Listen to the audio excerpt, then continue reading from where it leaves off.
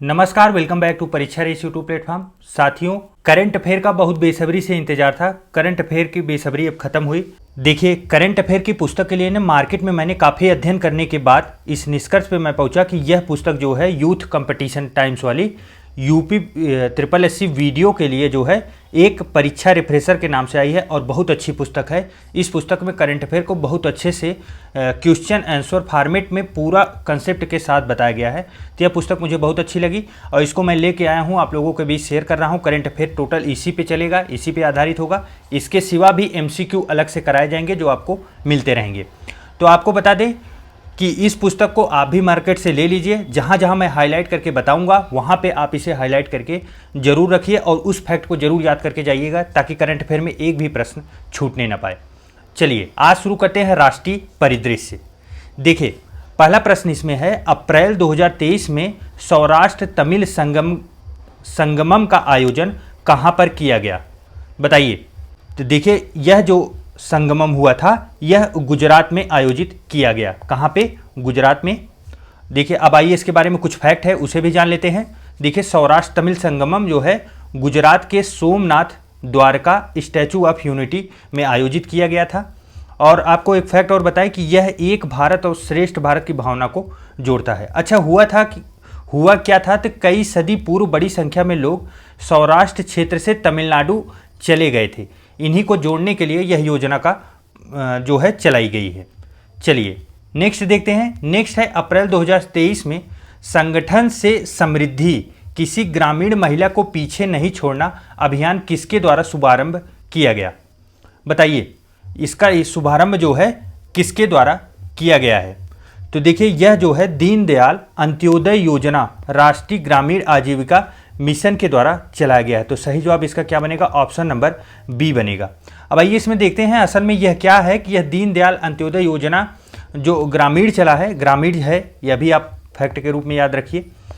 इसमें जो है कि पात्र परिवार जो हैं, पात्र ग्रामीण परिवारों को 10 करोड़ महिलाओं को एकत्र करना इसका काम है। तो बस इसमें बस आपको एक फैक्ट याद रखना है कि दीनदयाल अंत्योदय योजना के अंतर्गत क्या चला है, महिलाओं को समृद्ध करने के लिए या जोड़ने का एक प्रयास अभियान शुरू किया गया है।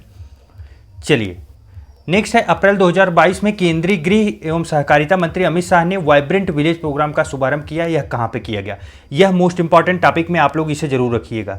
वाइब्रेंट विलेज प्रोग्राम, यह प्रोग्राम अपने आप में बहुत महत्वपूर्ण है। तो बताइए इसकी शुरुआत जो है कहाँ से की गई है? देखिए, इसकी शुरुआत किबीथू अरुणाचल प्रदेश से। किबीथू कहाँ पे है?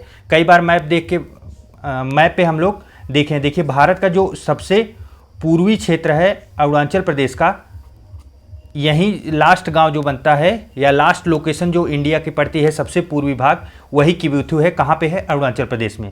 यहीं से शुरू किया गया। अच्छा, वाइब्रेंट विलेज प्रोग्राम है क्या? तो देखिए, इसके अंतर्गत ना जो आधारभूत संरचनाएं हैं जैसे सड़क हुआ, स्कूल हुआ, ये सब चीज़ें ऐसे क्षेत्रों में डेवलप करना है। कहाँ पे? जो आपको बता दें पहाड़ी क्षेत्र हैं। आप देखिए यहाँ पे अरुणाचल प्रदेश, सिक्किम, उत्तराखंड, हिमाचल प्रदेश और लद्दाख, यही टोटल 5 स्टेट हैं, जिसमें से एक आपका यूटी पड़ेगा, यूनियन टेरिटरी, बाकी 4 राज्य हैं। यही 5 जगह पर आधारभूत सुविधाएं बनाई जाएंगी ताकि लोग जो है वहाँ के निवासी जो हैं वो गांव छोड़ के भागे ना।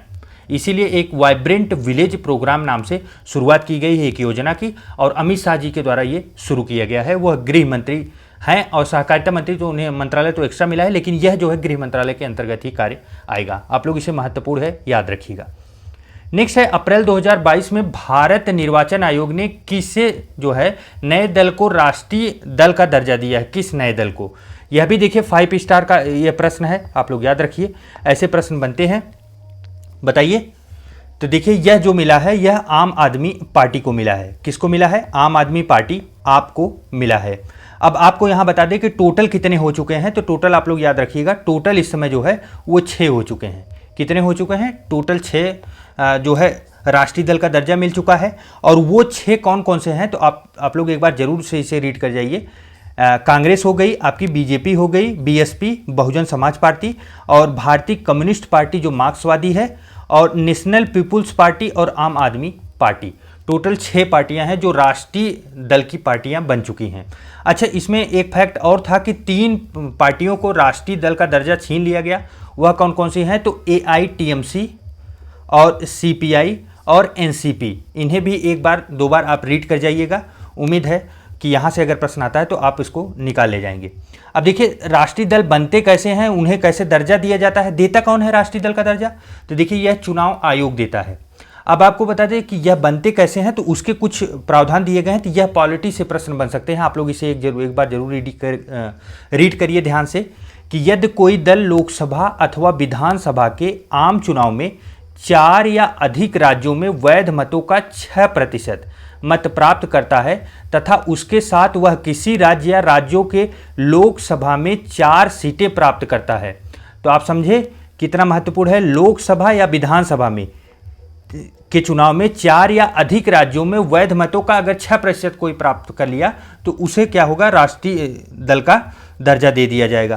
तथा इसके साथ वह किसी राज्य या राज्य के लोकसभा में 4 सीटें प्राप्त करता है। एक में किसी में 4 सीटें होना चाहिए।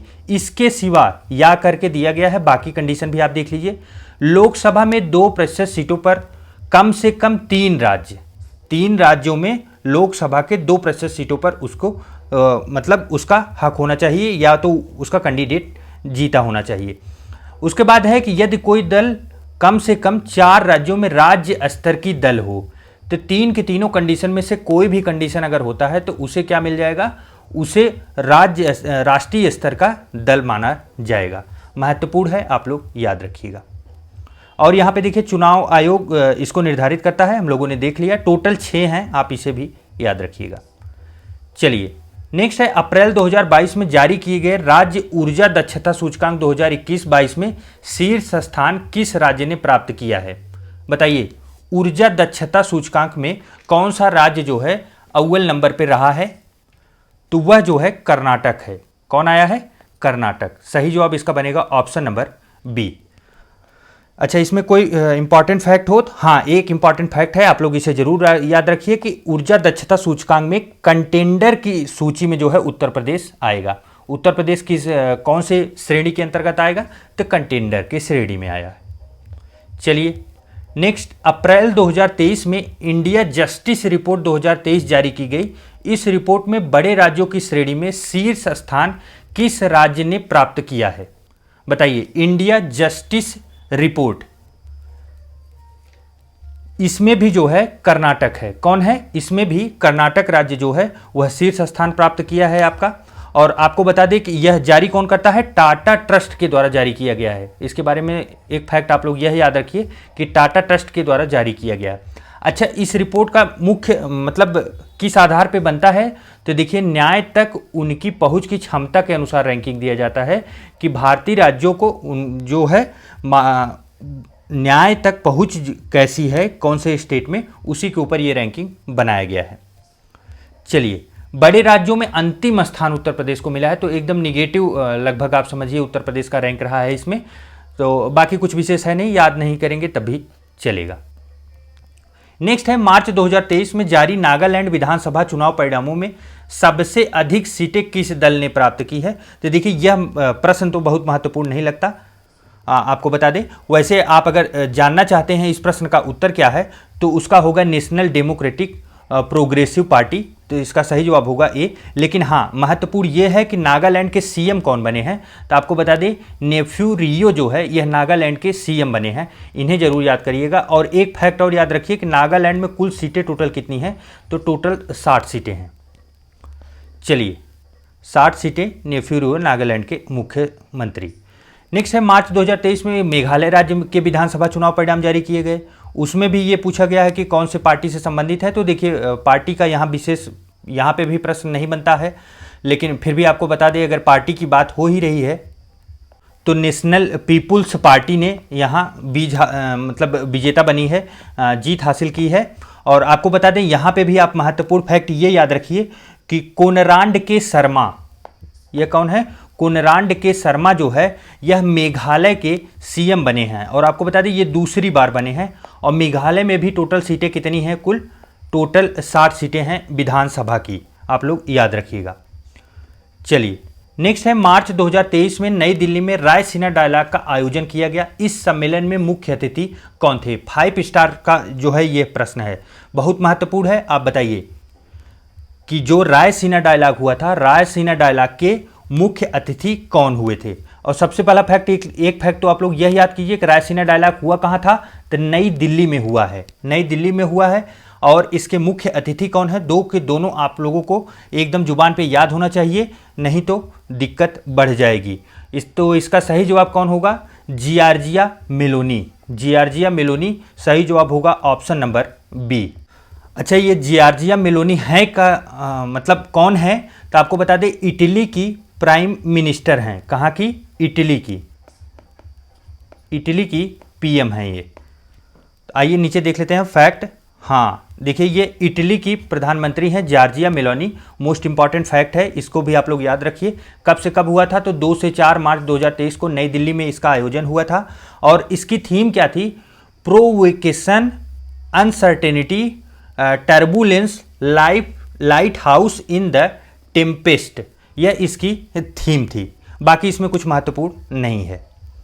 चलिए नेक्स्ट है, मार्च 2023 में त्रिपुरा विधानसभा के चुनाव परिणाम जारी किए गए। इस विधानसभा चुनाव में भारतीय जनता पार्टी ने कितनी सीटों पर जो है विजय हासिल की? तो देखिए, यह भी कोई बहुत महत्वपूर्ण नहीं है कि भाई कितनी सीटें उन्होंने प्राप्त की है, लेकिन वैसे जानकारी के आपको बता दें तो ये 32 सीटें बीजेपी को मिली है। हाँ, ये इंपॉर्टेंट है कि यहाँ के सीएम कौन बने हैं। टोटल सीट यहाँ पे भी 60 ही है। पूर्वोत्तर के 3 स्टेट में जो है चुनाव हुए, तीनों की सीटें 60 है। आप आसानी से अब नहीं भूलेंगे, 3 में से कोई भी आता है तो आप आसानी से लगा लेंगे। हाँ, यहाँ के सीएम कौन है? तो मणिक साहा हैं। कौन है? मणिक साहा। तीनों के सीएम आप लोग जरूर से जरूर याद करके जाइएगा। देखिए, इस वीडियो का ज़्यादा से ज़्यादा फायदा लेने के लिए इस वीडियो को आप परीक्षा से पहले 1 से 2 बार तो मिनिमम, इससे अधिक बार अगर आपका हो पाता है तो आप करके जाइएगा। आपको देखिए वहाँ पे कितना आसानी से प्रश्न बनेंगे। नेक्स्ट है, मार्च 2023 में उच्चतम न्यायालय द्वारा दिए गए निर्णय के अनुसार मुख्य निर्वाचन आयुक्त एवं अन्य निर्वाचन आयुक्तों की नियुक्ति के लिए गठित समिति में कौन शामिल नहीं होगा? यह भी देखिए, आपको बता दें, कम से कम 5 स्टार का प्रश्न है। देखिए, हुआ क्या है कि निर्वाचन आयुक्त का जिक्र जो है, अच्छे से जिक्र संविधान में नहीं किया गया है कि कैसे उनका चुनाव होगा। चुनाव का उनका जिक्र, बाकी उनका जिक्र तो है ही आर्टिकल 324 में, लेकिन उनके चुनाव का कैसे वो उनका चुन जाएगा, कैसे उनको मतलब उस पद तक लाया जाएगा मुख्य निर्वाचन आयुक्त को, और जो चुनाव आयुक्त उनके साथी होते हैं, तो इसका कोई जिक्र अच्छे से नहीं है। उसी पे उच्चतम न्यायालय सुप्रीम कोर्ट ने एक जो है निर्णय दिया है, सुप्रीम कोर्ट के द्वारा आया है। तो बताइए, इसमें 3 लोगों की नियुक्ति की जाएगी। 3 लोग जो है बैठ के फैसला लेंगे कि कौन बनेगा अगला चुनाव आयुक्त। तो उसी में पूछा गया कि कौन उसमें नहीं होता। तो देखिए, आपको बता दें, इसमें इंपॉर्टेंट ये है कि मुख्य न्यायाधीश होते हैं, और उसके बाद लोकसभा में विपक्ष का नेता होता है, और प्रधानमंत्री होते हैं। इसमें जो नहीं होता वह होते हैं गृह मंत्री, इसमें शामिल नहीं होते हैं। तो इसका सही जवाब क्या बनेगा? Option number D. देखिए, इसमें कुछ महत्वपूर्ण फैक्ट देख लेते हैं। देखिए, अनुच्छेद 324 के तहत जो है मुख्य चुनाव आयुक्त या चुनाव निर्वाचन आयोग का जो है संविधान में जिक्र है, और जो है संविधान में कोई विशिष्ट विधायी प्रक्रिया इसमें नहीं दी गई थी कि कैसे उनका चुनाव होगा, इसीलिए जो है ये निर्णय लाया भी गया। समिति में शामिल देखिए प्रधानमंत्री होते हैं, लोकसभा विपक्ष का नेता होता है, और भारत का मुख्य न्यायाधीश, यही 3 लोग होते हैं। तो आपको पता है 3 लोग रहते हैं, तो 2 लोग जहां देंगे मत वो बहुमत हो जाएगा, तो उसी के हिसाब से फैसला लिया जाएगा। नेक्स्ट है, मार्च 2023 में प्रधानमंत्री नरेंद्र मोदी ने कहां पर विश्व के सबसे लंबे रेलवे प्लेटफॉर्म का उद्घाटन किया है? महत्वपूर्ण है, बताइए। 5 स्टार का प्रश्न है, क्योंकि आपको पता है कि अभी तक यह जो है उपलब्धि उत्तर प्रदेश के गोरखपुर के पास थी, सबसे लंबा प्लेटफॉर्म था, लेकिन अब वह उत्तर प्रदेश से चली गई है। तो किसके पास है? तो बताइए, इसका सही जवाब जो होगा वो होगा हुबली धारवाड़। हुबली धारवाड़। अच्छा, हुबली धारवाड़ यह प्लेटफॉर्म है कहाँ पे? तो आपको बता दें, यह कर्नाटक में अवस्थित है। कहाँ पे है? हुबली धारवाड़ जो है कर्नाटक में अवस्थित है। 12 मार्च को इसका उद्घाटन किया गया। अच्छा, इसकी लंबाई 1507 मीटर है। कितना है? 1507। अच्छा, स्टेशन और प्लेटफॉर्म के नाम से भी आ सकता है, तो आप उसे भी देख लीजिए एक बार। सिद्धरूढ़ा स्वामी जी हुबली स्टेशन इसका नाम है। अभी तक इसके पहले जो है गोरखपुर जंक्शन था, तो गोरखपुर जंक्शन की लंबाई आप देख सकते हैं 1366.33 मीटर लंबाई थी, और अभी तक सबसे लंबा प्लेटफॉर्म था। नेक्स्ट है देखिए, जनवरी 2023 में भारत का पहला संविधान साक्षर जिला किसे घोषित किया गया। इंपॉर्टेंट है, सीधा फैक्ट बन सकता है, संविधान से साक्षर जिला बताइए। तो देखिए संविधान का साक्षर जिला जो है वो कोल्लम है, कोल्लम। और यह कहाँ पे है, यह केरल का है। कहाँ का है, केरल का। केरल का कोल्लम जिला जो है संविधान साक्षर जिला है। फैक्ट है, फैक्ट के रूप में आप लोग इसे याद भी रखिएगा। चलिए नेक्स्ट है, जनवरी 2023 में देश का पहला पूर्ण डिजिटल बैंकिंग राज्य किसे घोषित किया गया। देश का पहला जो है पूर्ण डिजिटल बैंकिंग राज्य है, बताइए। यह भी जो है उपलब्धि केरल को ही मिली है। किसको, केरल को। तो इसका भी सही जवाब क्या बनेगा, ऑप्शन नंबर सी बनेगा। ये सब सीधे फैक्ट हैं, आप लोग इसे याद रखिए। मार्च 2023 में यूरोपीय आयोग ने किस भारतीय उत्पाद को संरक्षित भौगोलिक संकेत जीआई टैग का दर्जा दिया। देखिए जीआई टैग आपको पता है कि यहाँ पे जो है अपने राज्य देते हैं, अपने राज्य लेने का प्रयास करते हैं कि जैसे प्रतापगढ़ के आंवला हुआ और जगह जगह का जो जीआई टैग, दार्जिलिंग की चाय हुई। तो ये क्या होता है कि वो राज्य चाहते हैं कि यह जीआई टैग हमारे पास मिले। लेकिन पहली बार ऐसा हुआ, मतलब इससे पहले भी 2 बार हुआ है, लेकिन यह जो है इम्पॉर्टेंट फैक्ट इसलिए बनता है कि यूरोपीय आयोग जो है यह किसी उत्पाद, भारतीय उत्पाद को जीआई टैग दे रहा है, तो यह काफ़ी महत्वपूर्ण अपने आप में बन जाता है। तो बताइए वह कौन है, किसके लिए दिया जा रहा है। तो यह है कांगड़ा की चाय। सही जवाब ऑप्शन नंबर बी होगा, कांगड़ा की चाय। और यह होती कहाँ है, हिमाचल प्रदेश में। कहाँ पे, हिमाचल प्रदेश में यह कांगड़ा की चाय जो है। और कांगड़ा की चाय को भारत सरकार 2005 से ही जीआई टैग दे चुका है। चलिए नेक्स्ट है, 31 मार्च 2023 को कुल कितने उत्पादों को जीआई टैग प्रदान किया गया। 31 मार्च में जो है जीआई टैग दिए गए। टोटल कितने उत्पाद थे, तो टोटल 33 नए उत्पाद थे। तो इसका सही जवाब तो ऑप्शन नंबर बी हो गया। लेकिन महत्वपूर्ण यह नहीं है, महत्वपूर्ण इसके नीचे है। आप यहाँ पे भी देखिए कि उत्तर प्रदेश के कौन कौन से हैं जीआई टैग। लेटेस्ट में जो है देखिए, बनारस पान, रामनगर भाटा जिसे बैगन कहा जाता है उसे दिया गया, बनारस लंगड़ा आम दिया गया, और उसके बाद हाथरस की हींग। और इसके पहले भी जो रहे हैं उन्हें भी आप लोग याद रखिए, आदम चीनी चावल, अलीगढ़ का ताला, प्रतापगढ़ का आंवला, और नगीना जो है लकड़ी शिल्प, और बखीरा के पीतल के बर्तन, और बांदा का सजर पत्थर शिल्प। यह उत्तर प्रदेश के सभी महत्वपूर्ण है, याद रख लीजिएगा। बाकी तो वैसे जीआई टैग देश में बहुत जगह मिलता है, तो वह हम लोगों की परीक्षा के लिए उतना महत्वपूर्ण नहीं है।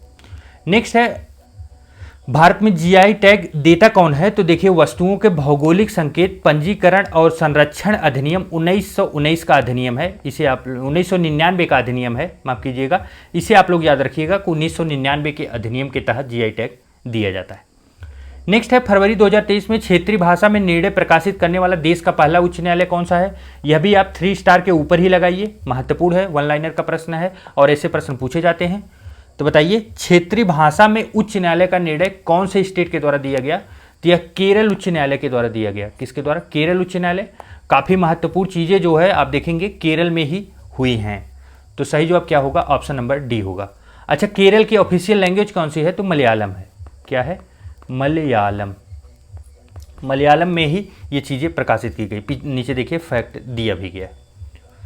चलिए नेक्स्ट है, जनवरी 2023 में कौन सा जिला जो है 5G तकनीक लागू करने वाला देश का पहला आकांक्षी जिला बन गया है। देखिए वैसे अब यह फैक्ट पुराना लग रहा है, लेकिन करंट अफेयर में बन सकता है। तो यह विदिशा जिला था। कौन सा जिला था, विदिशा जिला। विदिशा है कहाँ पे, तो यह मध्य प्रदेश का जिला है। इसका सही जवाब क्या होगा, सही जवाब बनेगा ऑप्शन नंबर डी। चलिए नेक्स्ट देखिए, जनवरी 2018 में आकांक्षी जिला जो है कार्यक्रम का शुभारंभ हुआ था। यह एक महत्वपूर्ण है, आकांक्षी जिला कार्यक्रम कब शुरू किया गया था, इस फैक्ट को आप लोग याद रखिए। तो यह 2018 में शुरू किया गया था। भारत में कुल जो है 112 आकांक्षी जिले हैं। उत्तर प्रदेश में टोटल 8 हैं। एक बार इन्हें जरूर आप लोग रीड कर जाइएगा। बहराइच है, बलरामपुर है, चंदौली है, चित्रकूट है, फतेहपुर है, श्रावस्ती है, सिद्धार्थनगर है और सोनभद्र है।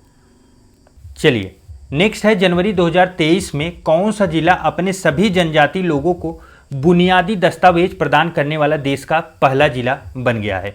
अर्थात ऐसा बात यह है ना कि उस जिले में जितने जनजाति लोग हैं सबके पास बुनियादी दस्तावेज में क्या होता है, आपका आधार कार्ड हुआ, राशन कार्ड हुआ, चुनाव पहचान पत्र हुआ, जन्म प्रमाण पत्र हुआ, बैंक खाता हुआ, यही सब चीज़ें जो है वह आसानी से उनके पास उपलब्ध है। उनको सभी लोगों को ढूंढ ढूंढ के उनके सभी कागज और दस्तावेज मेंटेन किए गए। तो वही पूछा जा रहा था यह कौन सा जिला है, तो वह है वायनाड। वायनाड जिला है और यह भी कहाँ का है, यह भी केरल का है। तो केरल के महत्वपूर्ण 4-5 जिले ऐसे हैं, या तो केरल 4-5 चीज़ों में ऐसा है कि जो नंबर 1 पे चल रहा है, तो वह महत्वपूर्ण है, आप लोग याद रखिएगा। नेक्स्ट है, देखिए 5 स्टार का प्रश्न आ गया। जनवरी 2023 में 26वें राष्ट्रीय युवा महोत्सव का आयोजन कहाँ किया गया था? बहुत महत्वपूर्ण है, बताइए। इसकी थीम भी महत्वपूर्ण है। आप बताइए सबसे पहले कि युवा महोत्सव हुआ कहाँ था। तो देखिए युवा महोत्सव जो है वह हुबली कर्नाटक में हुआ है। अच्छा, युवा महोत्सव होता किस डेट को है, तो आपको बता दें 12 जनवरी को किसकी जयंती मनाई जाती है? स्वामी विवेकानंद की जो है जयंती मनाई जाती है। उसी अवसर पे युवा महोत्सव होता है। यह 26वां था और 26वां जो है हुबली कर्नाटक में आयोजित किया गया। अच्छा, इसकी थीम क्या थी, आप लोग याद रखिए, विकसित युवा विकसित भारत इसकी थीम थी। आप लोग याद रखिए, सीधा यह भी पूछा जा सकता है फैक्ट के रूप में। नेक्स्ट है, किस देश के राष्ट्रपति को स्वतंत्र दिवस समारोह 2023 में के अवसर पर मुख्य अतिथि के रूप में आमंत्रित किया गया था? यह भी 3-4 स्टार का प्रश्न समझिए, बताइए किस देश के राष्ट्रपति जो है आए थे स्वतंत्रता, जो गणतंत्र दिवस हुआ था हम लोगों का जनवरी में, उस पे जो है मुख्य अतिथि के रूप में आए थे? तो वो थे मिस्र के। कौन थे? मिस्र के थे अब्देल फतेह अल सीसी। अब्देल फतेह अल सीसी मिस्र के राष्ट्रपति हैं। आप लोग इन्हें भी याद रखिए फैक्ट के रूप में। नेक्स्ट है, जनवरी 2023 में प्रधानमंत्री नरेंद्र मोदी ने कहां पर विश्व के सबसे लंबे river cruise MV Ganga Bilas को हरी झंडी दिखाकर रवाना की? या तो मोस्ट इंपॉर्टेंट 5 स्टार आप देखिए लिख के ले लीजिए, ये प्रश्न तो किसी न किसी पाली में टकराने वाला है 100%। तो देखिए MV गंगा बिलास जो है यह 13 जनवरी 2023 को शुरू होता है। वाराणसी से शुरू किया गया। यहाँ पे देखिए उत्तर आप लगा के चलिए, वाराणसी। और वाराणसी से बोगीबिल डिब्रूगढ़ असम, आप लोग याद रखिए, डिब्रूगढ़ असम तक यह जाएगा। अच्छा, टोटल इसमें फैक्ट देखें तो 51 दिनों की यात्रा करेगा ये गंगा बिलास, 3200 किलोमीटर जाएगा। तो देखिए इसमें जो है ना नेशनल वाटरवेज 1 और नेशनल वाटरवेज 2 जो है यह दोनों का प्रयोग किया जाएगा। तो वाराणसी से डिब्रूगढ़ तक 51 दिनों तक 3200 किलोमीटर लंबा ये वो करेगा। और आपको बता दें 36 पर्यटक इसमें जा सकते हैं और 36 जो है इस बार स्विट्जरलैंड के गए थे। आपको बता दें टोटल भारत के 5 राज्यों से होकर यह गुजरेगा और बांग्लादेश से भी होकर गुजरेगा और 50 से अधिक पर्यटकों को स्थल, ये सब चीज़ें। हाँ, एक फैक्ट यहाँ पे इंपॉर्टेंट ये है कि 13 जनवरी 2023 को ही जिस दिन ये चलाया गया था उसी दिन वाराणसी में टेंट सिटी का भी उद्घाटन किया गया। टेंट सिटी कहाँ लगा था? वाराणसी में गंगा नदी के तट पर एक टेंट सिटी बनाया गया था कि वहाँ पे आप रुक सकते हैं, पैसे खर्च करके वहाँ आपको रुकने की सुविधाएं मिलेंगी। आप वहाँ पे आरती देखिए, घूमिए, टहरिए, पर्यटन कीजिए, उसके लिए बनाया गया है। तो यह भी फैक्ट आप लोग याद रखिए, क्योंकि यूपी स्पेशल से भी रिलेटेड है तो प्रश्न बहुत ज़्यादा चांसेज है आने का। नेक्स्ट है, जनवरी 2023 में प्रवासी भारतीय दिवस सम्मेलन का आयोजन कहाँ पर किया गया? प्रवासी भारतीय दिवस पहले से भी हम लोग देखते आए हैं। प्रवासी भारतीय दिवस कब मनाया जाता है? तो यह जनवरी में मनाया जाता है। जनवरी में जब गांधी जी 1915 में गांधी जी पहली बार अपने देश वापस आए थे।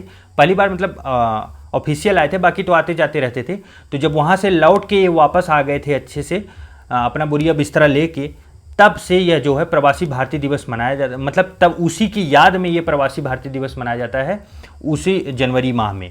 तो इस बार का आयोजन कहाँ हुआ है यह महत्वपूर्ण है और लगभग सभी परीक्षाओं में बार बार पूछा भी जाता है। तो इस बार इंदौर में हुआ है। इंदौर कहाँ पे है? मध्य प्रदेश में है, आप लोग याद रखिए। 17वां प्रवासी भारतीय दिवस था, नंबर भी आप लोग याद रखिए। और इंदौर मध्य प्रदेश। और इस बार का जो थीम था प्रवासी अमृतकाल में भारत की प्रगति के विश्वसनीय भागीदार। और मुख्य अतिथि इस बार कौन थे? तो डॉक्टर मोहम्मद इरफान अली गुयाना के राष्ट्रपति हैं। ये भारतीय मूल के होते हैं। प्रवासी भारतीय दिवस में जो है भारतीय मूल के जो लोग होते हैं और बड़े पोस्ट पे होते हैं उन्हें मुख्य अतिथि बनाया जाता है। तो ये गुयाना के राष्ट्रपति हैं मोहम्मद इरफान अली, इन्हें भी आप लोग याद रखिए। चलिए देखिए 9 जनवरी 1915 को गांधी जी दक्षिण अफ्रीका से भारत वापस आए थे, उसी के उपलक्ष्य में मनाया जाता है। 9 जनवरी 2003 को नई दिल्ली में इसका पहली बार आयोजन किया गया है, अर्थात 2003 से ये शुरू हुआ है। नेक्स्ट है जनवरी 2023 में केंद्रीय मंत्रिमंडल ने राष्ट्रीय हरित हाइड्रोजन मिशन को मंजूरी प्रदान की। अब उसके बारे में कुछ कथन दिए गए हैं तो उसे देख लेते हैं। तो देखिए इसमें पहला कथन है कि इस मिशन में प्रारंभिक परिव्यय जो है इतने हुआ था, तो यह कोई इंपॉर्टेंट नहीं है। इसमें प्रतिवर्ष कम से कम 5 मिलियन मीट्रिक टन की हरित हाइड्रोजन उत्पादन क्षमता का विकास होगा। तो यह जो है आप लोग याद रखिएगा, इससे जो है ग्रीन हाउस गैस उत्सर्जन में लगभग प्रतिवर्ष 50 मिलियन मीट्रिक टन की कटौती की संभावना है। तो यह भी जो है लगभग सही है। बाकी इसमें बस एक बार आप लोग देख लीजिए, बस और कुछ है नहीं फैक्ट जो आपको याद करना है। चलिए नेक्स्ट है जनवरी 2023 में अखिल भारतीय पीठासीन अधिकारियों का 83वां सम्मेलन का आयोजन कहाँ पे किया गया। देखिए सीधा सम्मेलन है तो सम्मेलन से आपको पता है प्रश्न आ सकते हैं, तो सीधा सम्मेलन आपको वैसे भी याद रखना चाहिए। तो यह कहाँ पे हुआ था, यह जयपुर में हुआ था। कहाँ पे, जयपुर में। बस इतना है, आप लोग फैक्ट याद रखें। नेक्स्ट है जनवरी 2023 में जल पर राज्य मंत्रियों के पहले अखिल भारतीय वार्षिक सम्मेलन। देखिए जल के ऊपर जो है मंत्रियों का एक वार्षिक अखिल भारतीय वार्षिक सम्मेलन हो रहा है, जिसे वाटर विजन @ 1947 नाम दिया गया है। इसका आयोजन कहाँ पे किया गया, यह फैक्ट पूछा गया है, तो बताइए। तो यह भोपाल में हुआ था। इसे भी आप लोग बस फैक्ट के रूप में याद रखिए कि वाटर सम्मेलन की कहीं बात आएगी तो वो वहाँ पे भोपाल लगाया जाएगा आंसर। नेक्स्ट है जनवरी 2023 में किस रेलवे स्टेशन को भारतीय खाद्य संरक्षा एवं मानक प्राधिकरण द्वारा 5 स्टार रेटिंग प्रमाणन के साथ ईट राइट स्टेशन से सम्मानित किया गया। देखिए इसमें यूपी स्पेशल होने की वजह से यह प्रश्न जो है वह महत्वपूर्ण बन जाता है। तो बताइए कौन सा स्टेशन था, तो वह station Varanasi cantt railway station है। कौन सा स्टेशन है, वाराणसी कैंट रेलवे स्टेशन। देखिए food safety and standard authority of India, जिसे FSSAI के नाम से जाना जाता है, इसी के द्वारा दिया गया। तो देखिए स्टेशन की बात हो रही तो वहाँ पे अच्छा खाना, सेहत का ध्यान रखना, अगर ऐसी चीज़ें की जा रही है तो उन्हें दिया जाएगा। फैक्ट के रूप में एक वाराणसी आप याद रखिए, दूसरा आप याद रखिए कि प्रयागराज जंक्शन जो रेलवे जंक्शन है उसे उत्तर प्रदेश का पहला ईट राइट स्टेशन का दर्जा दिया जा चुका है पहले ही। नेक्स्ट है जनवरी 2023 में राष्ट्रीय जीनोम संपादन एवं प्रशिक्षण केंद्र का उद्घाटन कहाँ पर किया गया। देखिए पहली चीज़ यह है कि जीनोम एडिटिंग है क्या, जीनोम एडिटिंग है क्या। तो देखिए जीनोम एडिटिंग एक प्रकार का क्या है, जीव के DNA में बदलाव करने की क्षमता को जीनोम एडिटिंग कहा जाता है। तो आप ये टर्म जरूर याद रखिएगा क्योंकि यहाँ से सीधा प्रश्न ऐसे घुमा के बनाया जा सकता है। इसका उद्घाटन कहाँ पे किया गया, तो यह मोहाली में हुआ है। मोहाली कहाँ पे है, पंजाब में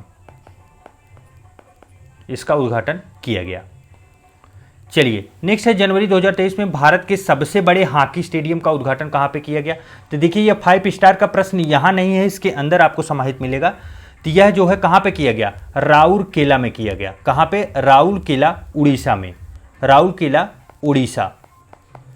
अब आपको बता दें फैक्ट इसमें है क्या कि यह स्टेडियम तो खुला है, प्लस इसी स्टेडियम में इस बार क्या हुआ है, पुरुष जो है हॉकी विश्व कप 2023 का आयोजन यहीं पे किया गया है। और आपको बता दें इस बार विजेता कौन रही है, तो जर्मनी विजेता रही है, बेल्जियम जो है वह उप विजेता रही है। ये दोनों फैक्ट बहुत इंपॉर्टेंट है, वेरी इंपॉर्टेंट पे आप रखिए इसे, क्योंकि इंडिया में जो है आयोजन हुआ है इसका और यहाँ पे विजेता कौन बनता है, तो इसके बारे में जानकारी आपको रखना आवश्यक है। नेक्स्ट है जनवरी 2023 में राष्ट्रपति द्रौपदी मुर्मू ने कहां पर एक संविधान उद्यान का उद्घाटन किया है, बताइए। इसका उद्घाटन कहां पे किया गया, राजभवन जयपुर में किया गया। कहां पे, राजभवन जयपुर। चलिए नेक्स्ट है जनवरी 2023 में भारत की पहली हरित हाइड्रोजन मिश्रण परियोजना किसके द्वारा प्रारंभ की गई है, तो यह भी देखिए NTPC के द्वारा शुरू की गई है। किसके द्वारा, NTPC के द्वारा। सही जवाब क्या होगा, ऑप्शन नंबर ए होगा। देखिए जहाँ पे कुछ बहुत महत्वपूर्ण नहीं है वहाँ पे मैं स्किप करते हुए चला जा रहा हूँ। आप उम्मीद करिए सुबह से बहुत मेहनत लगी है इसको पढ़ने में और इस पूरा कंटेंट को तैयार करने में, तब जाके मैं आप लोगों तक यह पहुँचा पा रहा हूँ। दिसंबर 2022 में केंद्रीय गृह मंत्री अमित शाह ने कर्नाटक के किस स्थान पर दुग्ध प्रसंस्करण हेतु मेगा डेयरी का उद्घाटन किया है, बताइए कहाँ पे, यह मांड्या कर्नाटक में किया गया है। सही जवाब क्या होगा, ऑप्शन नंबर सी। नेक्स्ट है दिसंबर 2022 में प्रधानमंत्री नरेंद्र मोदी ने वीडियो कॉन्फ्रेंसिंग के माध्यम से वंदे भारत एक्सप्रेस को हरी झंडी दिखाकर रवाना किया। तो यह कहाँ से कहाँ तक है? तो यह हावड़ा को न्यू जलपाईगुड़ी से जोड़ती है, न्यू जलपाईगुड़ी तक हावड़ा को। अच्छा, ये न्यू जलपाईगुड़ी है कहाँ पे? तो यह भी जो है वेस्ट बंगाल में, हावड़ा भी वहीं है, तो दोनों को जोड़ने का कार्य करती है। तो यह भी बहुत इंपॉर्टेंट नहीं है। हाँ, इंपॉर्टेंट एक यहाँ पे था कि यह 16वीं वंदे भारत जो है एक्सप्रेस का उद्घाटन अभी किया गया है केरल में। तो मतलब टोटल अभी तक 16 चल रही हैं, ये 25 अप्रैल तक का अपडेट है, आप इतना याद रखिए। नेक्स्ट है, दिसंबर 2022 में राष्ट्रीय गंगा परिषद की कौन सी बैठक आयोजित की गई? बताइए। देखिए, यह फैक्ट जो है महत्वपूर्ण है, बताइए। तो देखिए, यह जो है दूसरा था, गंगा परिषद की दूसरी बैठक थी। महत्वपूर्ण इसलिए होता है कि पहली बैठक जो है वह कानपुर में आयोजित की गई थी। और दूसरा चीज़ ये है कि आपको याद रखना है कि कोलकाता पश्चिम बंगाल में ये दूसरी बैठक हुई है मोदी जी की अध्यक्षता में। इसमें फैक्ट जो है वो आपको मैं बता दूं कि राष्ट्रीय गंगा परिषद जो है इसका गठन 2016 में होता है। अध्यक्ष इसके प्रधानमंत्री होते हैं, उपाध्यक्ष जल मंत्री होते हैं। अच्छा, इसके सदस्य वही 5 स्टेट हैं, 5 स्टेट यहाँ पे देखिए लिखा गया है, वही 5 स्टेट हैं जहाँ से गंगा प्रवाहित होती है। उत्तराखंड में, यूपी में, बिहार में, झारखंड में और पश्चिम बंगाल में। देखिए, इंपॉर्टेंट फैक्ट ये बनता है कि यह प्रश्न ऐसे न बन के सीधा जियोग्राफी में बन सकता है कि गंगा नदी भारत के कितने राज्यों से प्रवाहित होती है। तो आप उस प्रश्न का उत्तर 5 याद रखिए। या तो पूछा जा सकता है कौन कौन सा इसमें से है, कौन कौन सा नहीं है। तो उत्तराखंड, यूपी, बिहार, झारखंड और पश्चिम बंगाल। चलिए, नेक्स्ट है, दिसंबर 2022 में 9वीं विश्व आयुर्वेद कांग्रेस और आरोग्य एक्सपो 2022 का आयोजन कहाँ पे किया गया? बताइए। इस फैक्ट के अंदर भी जो है आपको महत्वपूर्ण एक फैक्ट मिलेगा जो कि यूपी स्पेशल से रिलेटेड है। बताइए, इसका आंसर क्या होगा?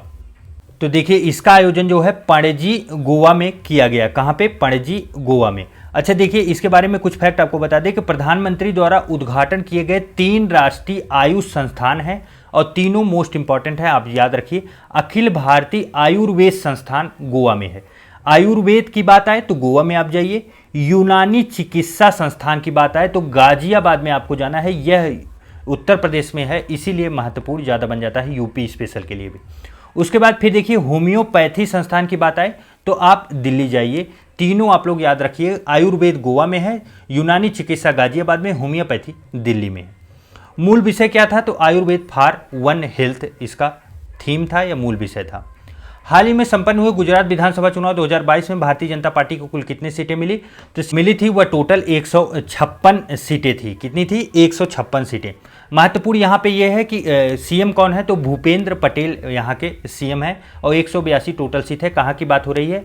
यह बात जो है गुजरात विधानसभा चुनाव की हो रही है। चलिए, नेक्स्ट देखते हैं। हिमाचल प्रदेश चुनाव की बात की जा रही है, तो हिमाचल प्रदेश विधानसभा चुनाव में जो है सही नहीं पूछा गया है, कौन सा गलत है।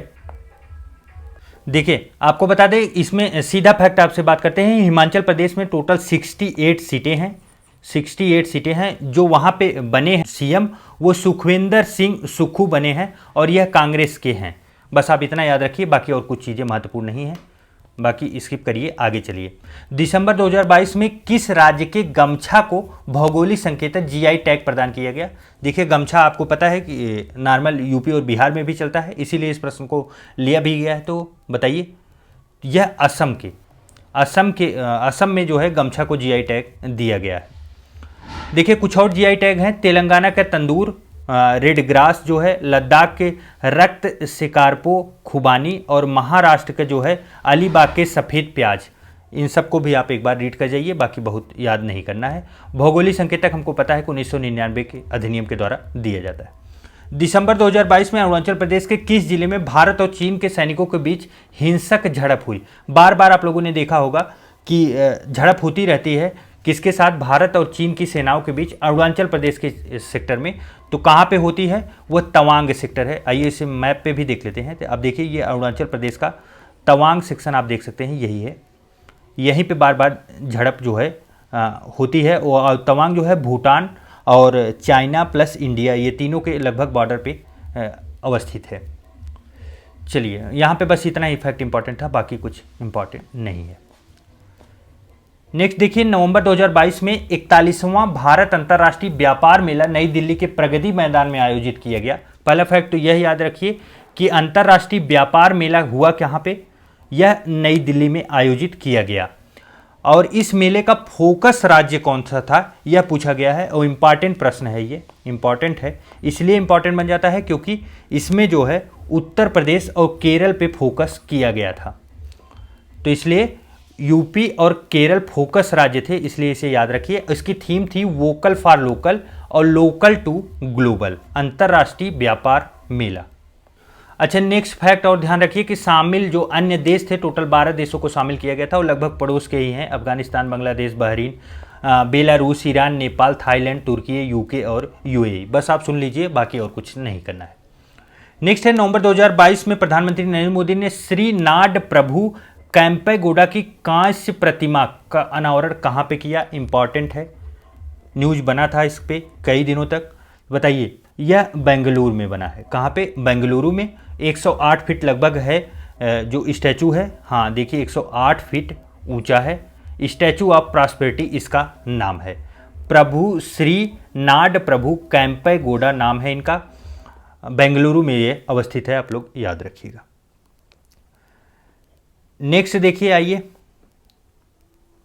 नेक्स्ट है, हाल ही में काशी तमिल संगमम, यह इंपॉर्टेंट है, यह इंपॉर्टेंट फैक्ट है। काशी तमिल संगमम का आयोजन कहां पर किया गया।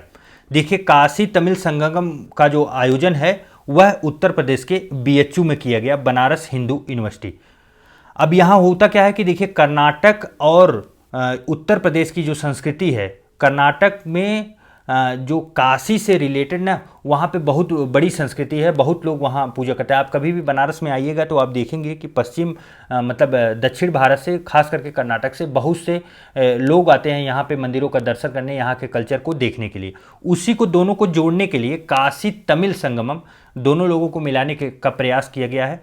तो देखिए, इसमें बनारस हिंदू विश्वविद्यालय और आईआईटी मद्रास जो है, ये दोनों को जो कार्यान्वयन एजेंसी का कार्य इन लोगों को दिया गया है।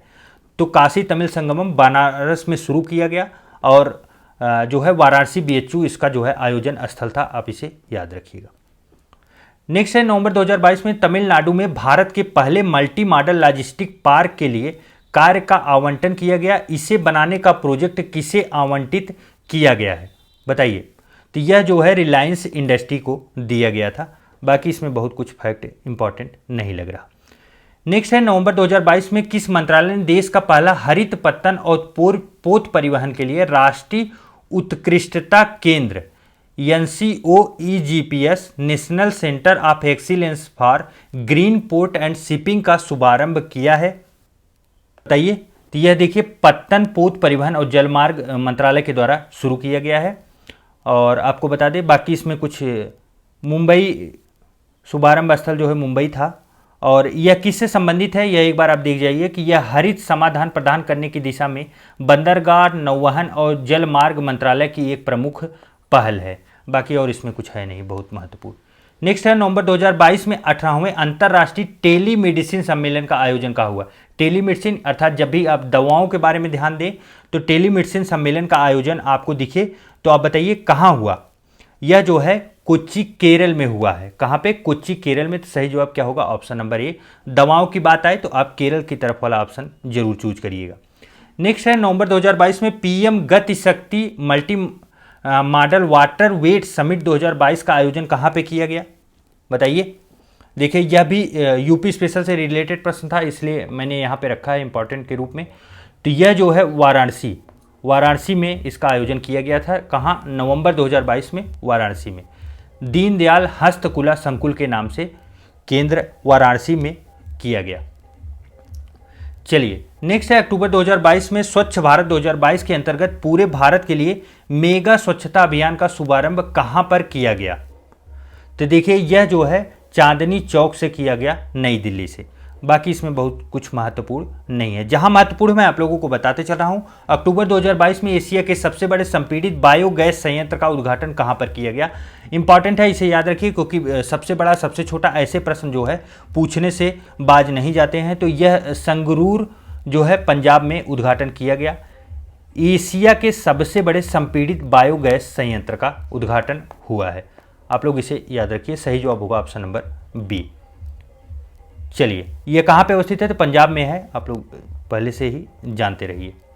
नेक्स्ट है, अक्टूबर 2022 में भगवान शिव की ध्यान मुद्रा को विराजित विश्व की सबसे बड़ी प्रतिमा का लोकार्पण कहां पर किया गया? बताइए।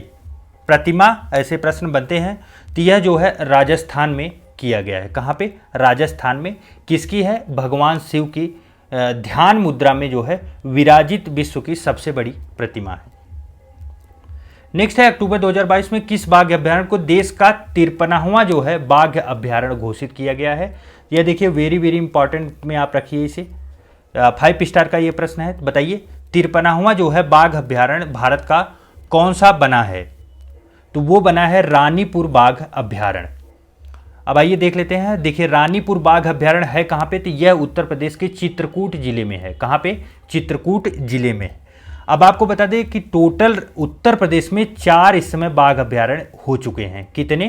टोटल 4 हो चुके हैं। एक तो है दुधवा जो 2010 में बना था, अमनगढ़ बफर क्षेत्र जो है 2012 में, और पीलीभीत 2014, रानीपुर जो है 2022 में। यह जो है 53वां बना है, देश का 53वां, उत्तर प्रदेश का चौथा। देश में कुल बाघों की संख्या 3100 जो है 67, आप लोग याद रखिएगा इसे। और सर्वाधिक बाघ जो है मध्य प्रदेश में पाए जाते हैं। और देश का सबसे बड़ा बाघ अभ्यारण्य जो है नागार्जुन सागर श्रीशैलम आंध्र प्रदेश तेलंगाना का है। इसे भी आप लोग याद रखिए। और एक महत्वपूर्ण है कि 29 जुलाई को बाघ दिवस मनाया जाता है। इतने फैक्ट महत्वपूर्ण थे यहाँ पे, आप लोग चाहें तो इसका स्क्रीनशॉट भी ले सकते हैं।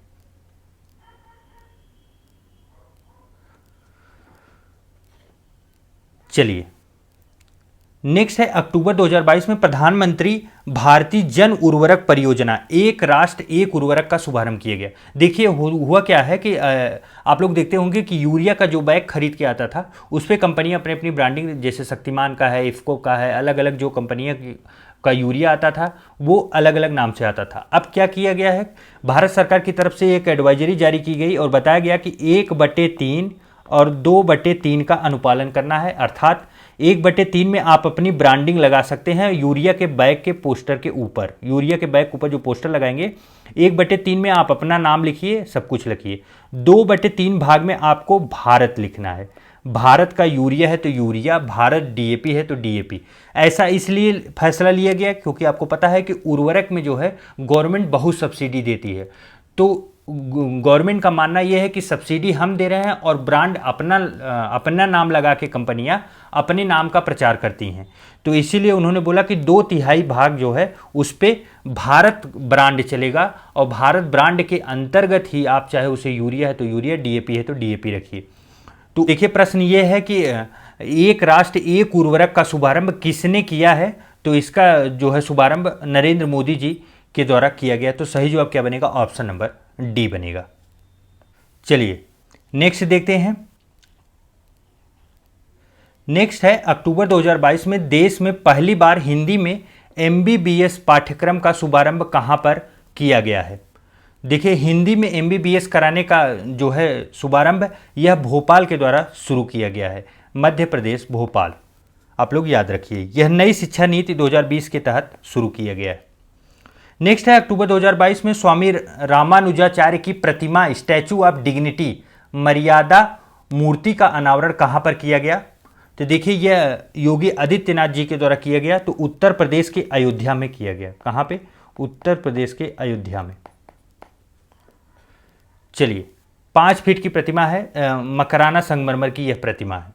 नेक्स्ट है, अक्टूबर 2022 में प्रारंभ की गई युवा 2.0 योजना के तहत कितने युवा लेखकों का चयन किया गया है? तो यह देखिए, उतना महत्वपूर्ण फैक्ट तो नहीं है, फिर भी आप लोग याद रखिए 75 टोटल रहे हैं। चलिए, इसमें जो थीम थी इतना महत्वपूर्ण नहीं है। नेक्स्ट है, अक्टूबर 2022 में भारत में कहां पर 5G मोबाइल सेवा का शुभारंभ किया गया? देखिए, 5G मोबाइल सेवा का शुभारंभ कहां पर किया गया बताइए? तो यह जो है नई दिल्ली से इसका शुरुआत किया गया था। क्योंकि जब पेपर बन रहा, अगर 1-2 महीने पहले पेपर बन रहा होगा तो ऐसे फैक्ट उसमें हो सकता है समाहित किए गए हों, इसीलिए इसे लिया भी गया। बाकी इस समय तो 5G नॉर्मल हो गया है, सभी के पास लगभग उपलब्ध हो गए। नई दिल्ली प्रगति मैदान जो है, यहीं पे क्या हुआ, इंडियन मोबाइल कांग्रेस का जो है इस बार बैठक हुई, वहीं पे 5G की शुरुआत की गई। यह भी आप लोग फैक्ट के रूप में याद रखिए कि इंडियन मोबाइल कांग्रेस की का जो है बैठक कहाँ पे हुई है, तो वो नई दिल्ली में हुई है। नेक्स्ट देखिए 4 स्टार का प्रश्न है, अक्टूबर 2022 में जारी स्वच्छ सर्वेक्षण 2022 के तहत किस शहर को लगातार 6वें वर्ष जो है भारत के सबसे स्वच्छ शहर का पुरस्कार दिया गया? तो आपको बता दें यह इंदौर शहर है, लगातार 6 वर्षों से नंबर 1 पे बना है, उससे ज़्यादा स्वच्छ कोई नहीं है। अब यहाँ पे देखिए कुछ फैक्ट है, इसे याद रखिए। पहले नंबर पे इंदौर है, दूसरे नंबर पे सूरत है, 9वीं मुंबई तीसरे नंबर पर आता है 1 लाख से अधिक जनसंख्या वाले में।